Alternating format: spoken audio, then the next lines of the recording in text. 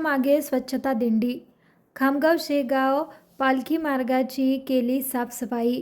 Advocate Sharvari Tupkar यांच्या पुढाकारातून Ravikant Tupkar youth foundation व सखी प्रतिष्ठानच्या संयुक्त उपक्रम.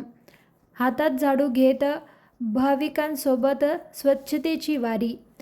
लाखो भाविकांच्या जयघोषाने आणि गणगणगणात बोथेच्या भक्तिमय गजराने आज खामगाव शेगाव मार्ग दुमदुमून गेला. तब्बल 2 महिन्यांचा आणि सुमारे 1500 किलोमीटरचा पायी प्रवास पूर्ण करून श्री संत गजानन महाराजांची पालखी आज पहाटे 5:30 वाजता खामगावहून शेगावकडे मार्गस्थ झाली.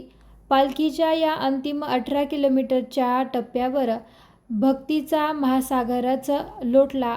याच भक्तिमय वातावरणात रविकांत तुपकर यूथ फाउंडेशन आणि सखी प्रतिष्ठान बुलढाणा यांच्या संयुक्त विद्यमाने सामाजिक बांधिलकी जपत एक आगळावेगळा उपक्रम राबविण्यात आला. ॲडव्होकेट शर्वरी तुपकर यांच्या नेतृत्वाखाली खामगाव शेगाव पालखी मार्ग स्वच्छता दिंडी काढण्यात आली.